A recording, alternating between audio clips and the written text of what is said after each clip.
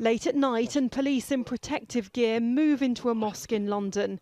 They were called after an envelope containing white powder and an offensive message was sent, prompting a security alert.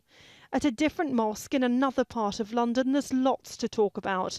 The centre was also targeted, with staff receiving another envelope also filled with white powder and a message. I just couldn't understand why people would do that. This is not right, because we live in this country, we are all human beings, be it Muslim or non-Muslim or East European, we are all human beings. In both cases, the powder turned out to be non-hazardous, but a counter-terror investigation is underway, and it's feared what happened at the centres in London could be part of a wider problem. Police say there's been a big rise in the number of hate crimes and incidents being reported in the past few weeks. And in the last 2 weeks of June, that jump was 42% up on the same period last year.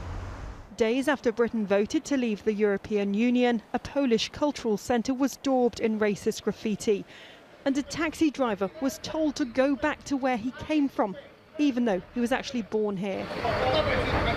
And this week, a Polish family living in southwest England was targeted and a threatening letter left, which a 14-year-old member of the family opened. The letter, which was an unused envelope, had pieces of newspapers cut out and stick together, and it said that we should go back to our country or the family will be next. On a local level and national level, police say the rise in hate crime is unacceptable.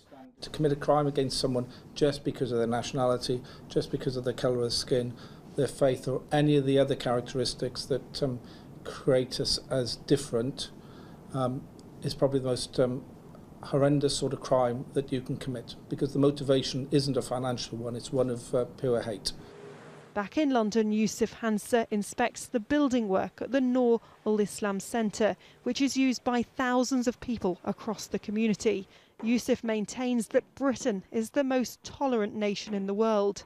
The past few weeks, though, have exposed fractures many had hoped the UK had said goodbye to. Emma Hayward, Al Jazeera in London.